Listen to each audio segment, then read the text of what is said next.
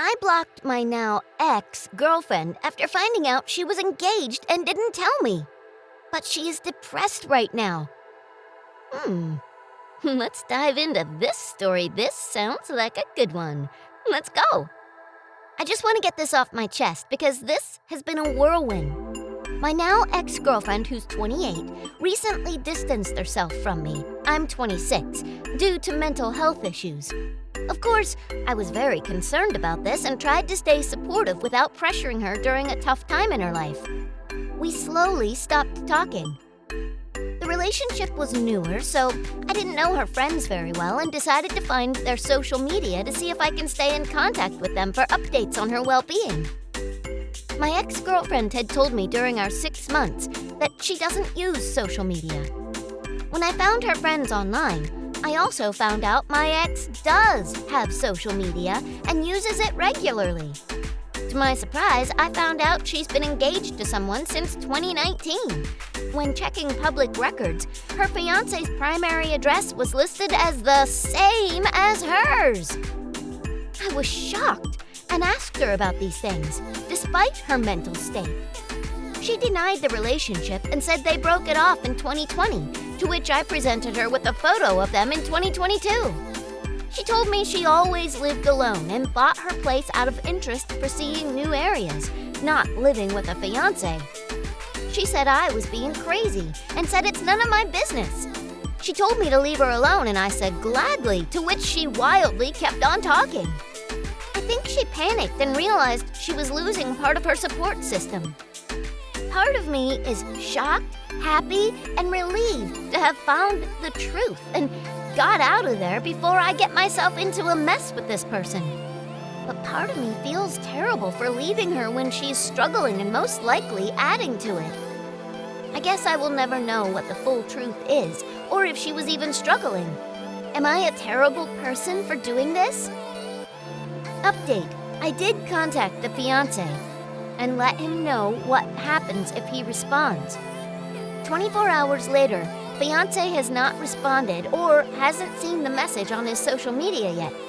Ex-girlfriend deleted her social media account entirely with photos of them and info saying they were engaged.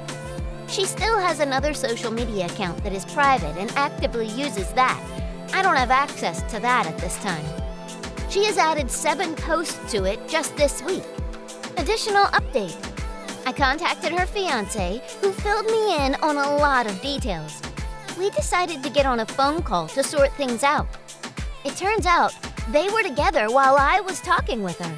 They were even still together while I was visiting her place, and she would hide all of his belongings, like his clothes, his computer, pictures of them on the wall. She would only let me come over when he was out of town for work or visiting his family. He said he never knew about me, and she hid it very well.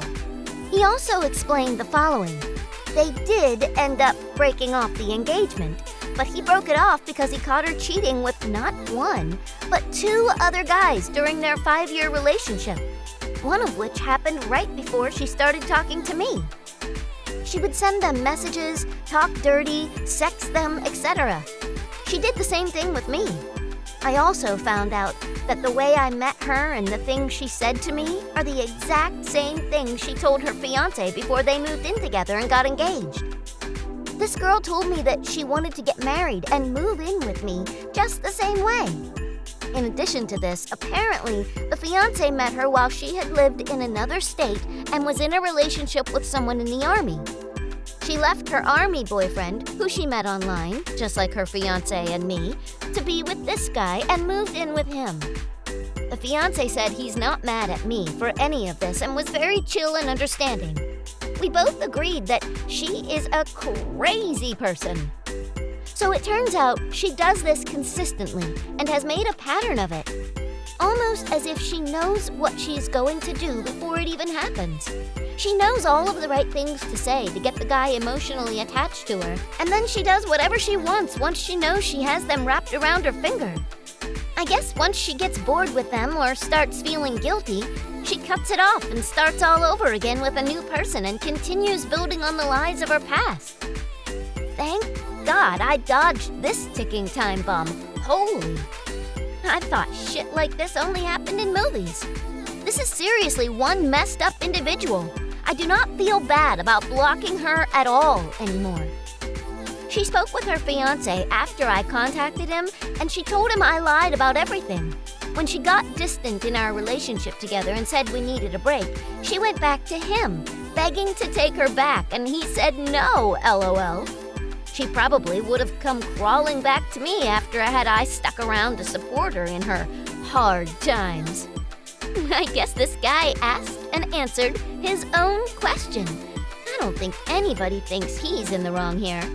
Let's dive into some of the comments, though. I'm dying to hear what people are saying.